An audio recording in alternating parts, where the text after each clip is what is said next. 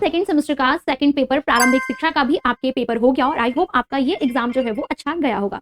आज आइए फटाफट से देख लेते हैं आपके ऑब्जेक्टिव क्वेश्चन के सारे ही आंसर्स की कैसे क्या आप सॉल्व करके आए हैं। आइए जरा फटाफट से क्वेश्चन सॉल्व करके देख लेते हैं कि कितने नंबर का पेपर जो है वो करके आए हैं, 15 में से कितने नंबर जो है वो आए हैं, ये कमेंट करके जरूर बताना है। सबसे पहले हम देख रहे हैं आपके ऑब्जेक्टिव क्वेश्चंस और ऑब्जेक्टिव क्वेश्चन में सबसे पहला क्वेश्चन पूछा गया कि शिक्षा को समवर्ती सूची में स्थान कब दिया गया, तो राइट आंसर जो है वो आपके हो जाएगा 1976। वही अगर हम बात करते हैं नेक्स्ट क्वेश्चन है आपका निम्नलिखित में से कौन सा अनुच्छेद अल्पसंख्यक वर्गों के हितों के लिए है, तो राइट आंसर आपके हो जाएगा अनुच्छेद जो है वो 29। नेक्स्ट क्वेश्चन अगर हम बात करते हैं तीसरे क्वेश्चन की, तो तीसरा प्रश्न था निःशुल्क और अनिवार्य बाल शिक्षा अधिकार अधिनियम कब भारत में जो है वो आपके क्या हुआ, प्रकाशित जो है वो हुआ, तो राइट आंसर हमारा क्या आ जाएगा, राइट आंसर जो है वो हमारा 27 अगस्त 2009 जो है वो आपके हो जाएगा। वही अगर हम बात करते हैं कि निम्न में से किसे राष्ट्रीय शिक्षा आयोग जो है वो आपके कहते हैं, तो राइट आंसर जो है वो हमारा निकल के आ जाएगा कोठारी आयोग को। पांचवा प्रश्न आपसे पूछा गया कि पाश्चात्य विवाद का जन्म जो है वो कब आपके हुआ, तो ये हमने ऑलरेडी पढ़ रखा है, 1813 के आज्ञा पत्र से जो है वो हमारा हुआ, राइट आंसर हो जाएगा। अगला क्वेश्चन है शिमला शिक्षा सम्मेलन आयोजन कब हुआ था आपके, तो राइट आंसर जो है वो आपके 1901 में जो है वो ये सम्मेलन हुआ था। वही हम सातवें प्रश्न की तरफ बढ़ते हैं, शिक्षा का निस्यंदन सिद्धांत कब लागू हुआ था या किस पे जो है वो लागू हुआ था, तो भैया उच्च वर्ग की शिक्षा पर जो है वो लागू हुआ था।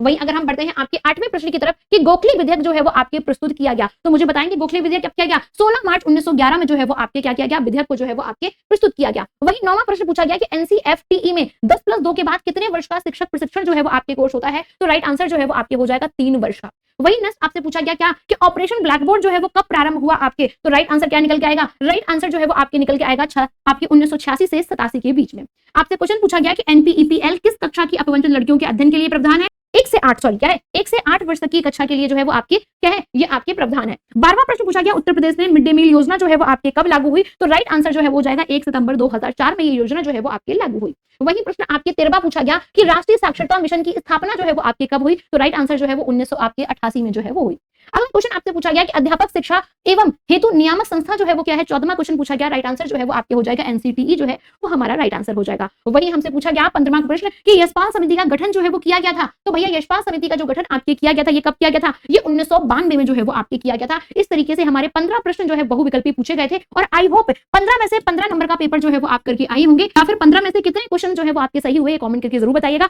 बाकी नेक्स्ट एग्जाम की तैयारी में जो है वो लग जाइए। बाकी हम लोग मिलते हैं आपके साइंस के फिगर के शॉर्ट के साथ आपसे।